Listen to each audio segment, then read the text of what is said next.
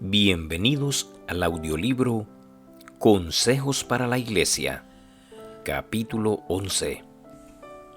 Los cristianos deben representar a Dios.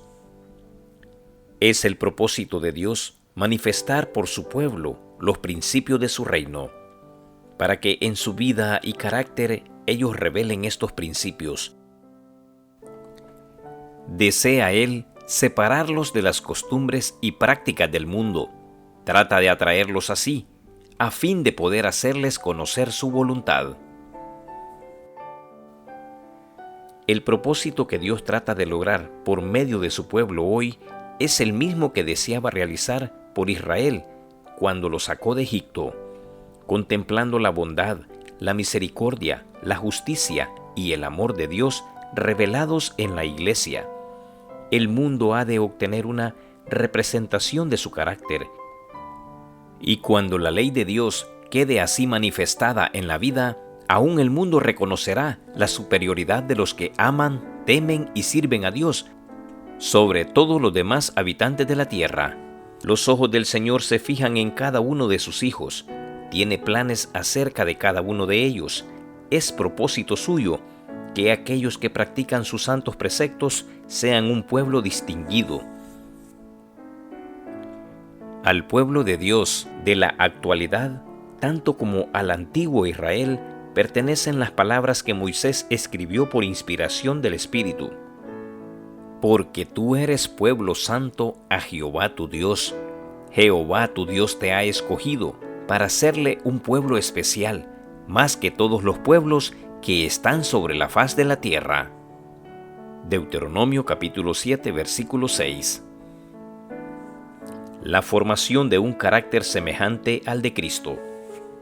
La religión de Cristo no degrada nunca al que la recibe. Nunca lo hace burdo ni tosco, descortés ni engreído, apasionado ni duro de corazón.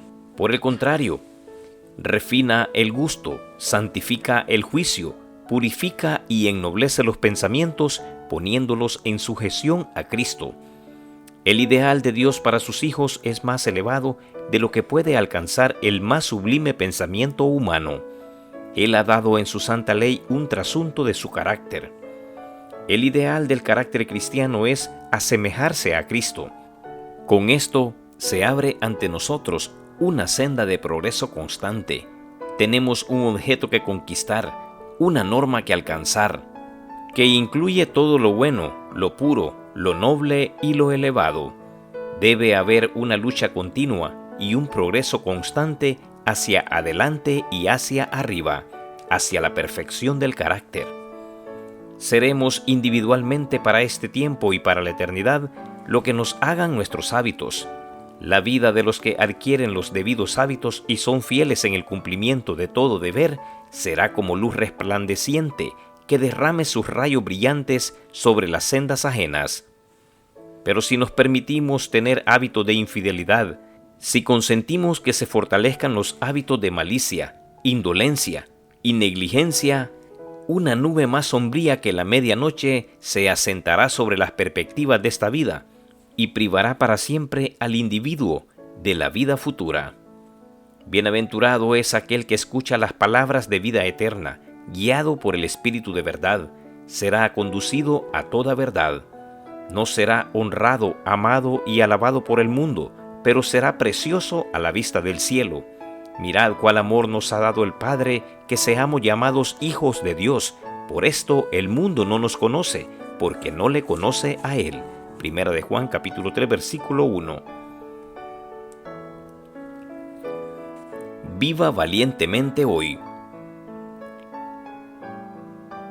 Recibida en el corazón, la verdad de Dios puede hacernos sabios para salvación.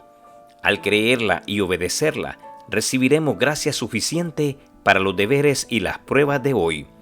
No necesitamos la gracia para mañana. Debemos comprender que hemos de tratar tan solo con el día de hoy. Venzamos hoy. Neguémonos a nosotros mismos. Velemos y oremos ahora. Obtengamos victorias en Dios hoy. Las circunstancias y el ambiente que nos rodean los cambios que se realizan diariamente alrededor de nosotros y la palabra escrita de Dios, que discierne y comprueba todas las cosas, bastan para enseñarnos nuestro deber y lo que debemos hacer día tras día. En vez de permitir que nuestra mente se espacie en pensamientos de los cuales no obtenemos beneficio alguno, debemos escudriñar las Escrituras diariamente y cumplir en la vida cotidiana los deberes que tal vez ahora nos resulten penosos, pero que alguien debe cumplir. Muchos fijan los ojos en la terrible perversidad que existe en derredor de ellos, la apostasía y la debilidad que hay en todas partes, y hablan de estas cosas hasta que su corazón está lleno de tristeza y duda. Hacen predominar ante sus mentes la obra magistral del gran engañador, se espacian en los rasgos desalentadores de su experiencia, al par que parecen perder de vista el poder y el amor sin par del Padre Celestial. Todo esto está conforme con la voluntad de Satanás. Es un error pensar en el enemigo de la justicia como revestido de poder tan grande, cuando nos espaciamos tan poco en el amor de Dios y en su poder. Debemos hablar del poder de Cristo. Somos completamente impotentes para rescatarnos de las garras de Satanás, pero Dios ha señalado una vía de escape. El Hijo del Altísimo tiene fuerza para pelear la batalla por nosotros, y por aquel que nos amó podemos hacer más que vencer. Romanos capítulo 8, versículo 37. No obtenemos fuerza espiritual si solo pensamos en nuestras debilidades y apostasías, y lamentamos el poder de Satanás. Esta gran verdad debe ser establecida como principio vivo en nuestra mente y corazón. La eficacia de la ofrenda hecha en favor nuestro. Que Dios puede salvar hasta lo sumo a cuantos acuden a Él cumpliendo las condiciones especificadas en su palabra. Nuestra obra consiste en poner nuestra voluntad de parte de la voluntad de Dios. Luego, por la sangre de la expiación, llegamos a ser partícipes de la naturaleza divina. Por Cristo somos hijos de Dios y tenemos la seguridad de que Dios nos ama así como amó a su Hijo. Somos uno con Jesús, vamos donde Jesús nos conduce. Él tiene poder para disipar las densas sombras que Satanás arroja sobre nuestra senda, y en lugar de las tinieblas y el desaliento, brilla el sol de su gloria en nuestro corazón. Hermanos y hermanas, contemplando es como somos transformados, espaciándonos en el amor de Dios y de nuestro Salvador, admirando la perfección del carácter divino y apropiándonos de la justicia de Cristo por la fe. Hemos de ser transformados a su misma imagen. Por lo tanto, no reunamos todos los cuadros desagradables, las iniquidades, las corrupciones y los desalientos, evidencias del poder de Satanás, para grabarlos en nuestra memoria, para hablar de ellos y lamentarnos hasta que nuestras almas estén llenas de desaliento. Un alma desalentada está en tinieblas, y no solo deja de recibir ella misma la luz de Dios, sino que impide que llegue a otros. Satanás se deleita viendo los cuadros de los triunfos que obtiene al restar fe y aliento a los seres humanos. Representada a Dios por una vida abnegada. El pecado más difundido que nos separa de Dios y provoca tantos trastornos espirituales contagiosos es el egoísmo. No se puede volver al Señor excepto mediante la abnegación. Por nosotros mismos no podemos hacer nada, pero si Dios nos fortalece, podemos vivir para hacer bien a otros y de esta manera rehuir el mal del egoísmo. No necesitamos ir a tierras paganas para manifestar nuestro deseo de consagrarlo todo a Dios en una vida útil y abnegada. Debemos hacer esto en el círculo del hogar, en la iglesia, entre aquellos con quienes tratamos y con aquellos con quienes hacemos negocios. En las mismas vocaciones comunes de la vida es donde se ha de negar el yo y mantenerlo en sujeción. Pablo podía decir: cada día muero. Primera de Corintios capítulo 15 versículo 31. Es esa muerte diaria del yo en las pequeñas transacciones de la vida lo que nos hace vencedores. debemos olvidar el yo por el deseo de hacer el bien a otros. A mucho le falta decididamente amor por los demás. En vez de cumplir fielmente su deber, procuran más bien su propio placer. En el cielo nadie pensará en sí mismo, ni buscará su propio placer, sino que todos, por amor puro y genuino, procurarán la felicidad de los seres celestiales que los rodeen. Si deseamos disfrutar de la sociedad celestial en la tierra renovada, debemos ser gobernados aquí por los principios celestiales. Me fue mostrado que establecemos demasiadas comparaciones entre nosotros mismos, tomando a hombres falibles por nuestro modelo, cuando tenemos un dechado seguro e infalible. No debemos medirnos por el mundo, ni por las opiniones de los hombres, ni por lo que éramos antes de aceptar la verdad. Nuestra fe y nuestra posición en el mundo, tal como lo son ahora, deben compararse con lo que habrían sido si nuestra senda nos hubiese llevado siempre hacia adelante y hacia arriba, desde que profesamos seguir a Cristo. Esta es la única comparación que se puede hacer sin peligro. En cualquier otra que se haga, habrá engaño.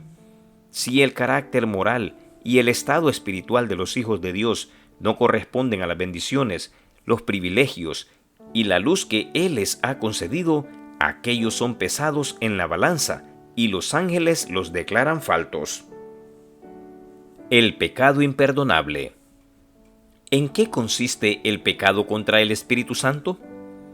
En atribuir voluntariamente a Satanás la obra del Espíritu Santo. Supongamos, por ejemplo, que uno presencie la obra especial del Espíritu de Dios. Tiene evidencia convincente de que la obra está en armonía con las Escrituras, y el Espíritu testifica a su espíritu que es de Dios. Pero más tarde cae bajo la tentación, lo domina el orgullo, la suficiencia propia o alguna otra característica mala, y rechazando toda la evidencia de su carácter divino, declara que lo que antes reconoció como ser del Espíritu Santo era poder de Satanás. Por medio de su Espíritu es como Dios obra en el corazón humano, y cuando los hombres rechazan voluntariamente al Espíritu y declaran que es de Satanás, el conducto por medio del cual Dios puede comunicarse con ellos. Al negar la evidencia que a Dios le agradó darles, apagan la luz que había resplandecido en sus corazones, y como resultado son dejados en tinieblas. Así se cumple las palabras de Cristo. Mira pues, si la lumbre que en ti hay es tinieblas. Lucas capítulo 11, versículo 35. Por un tiempo, las personas que han cometido este pecado pueden aparentar ser hijos de Dios, pero cuando se presentan circunstancias que han de desarrollar el carácter y manifestar qué clase de espíritu las posee, se descubrirá que están en el terreno del enemigo, bajo su negro estandarte. Confesando o negando a Cristo. En nuestro trato con la sociedad, en la familia o en cualesquiera relaciones que trabemos en la vida, sean ellas limitadas o extensas, hay muchas maneras por las cuales podemos reconocer a nuestro Señor y muchas maneras en las cuales le podemos negar. Podemos negarle en nuestras palabras, por hablar mal de otros, por conversaciones insensatas, bromas y burlas, por palabras ociosas o desprovistas de bondad, o prevaricando al hablar contrariadamente a la verdad. Con nuestras palabras podemos confesar que Cristo no está en nosotros. Con nuestro carácter podemos negarle, amando nuestra comodidad, rehuyendo los deberes y las cargas de la vida que alguien debe llevar si nosotros no lo hacemos, y amando los placeres pecaminosos. También podemos negar a Cristo por el orgullo de los vestidos y la conformidad al mundo, o por una conducta descortés. Podemos negarle amando nuestras propias opiniones y tratando de ensalzar y justificar el yo. Podemos también negarle permitiendo que la mente se espacíe en un sentimiento de amor enfermizo y meditando en nuestra supuesta mala suerte y pruebas. Nadie puede confesar verdaderamente a Cristo delante del mundo a menos que viva en él la mente y el Espíritu de Cristo. Es imposible comunicar lo que no poseemos. La conversación y la conducta deben ser una expresión verdadera y visible de la gracia y verdad interiores. Si el corazón está santificado, será sumiso y humilde. Los frutos se verán exteriormente, y ello será una muy eficaz confesión de Cristo.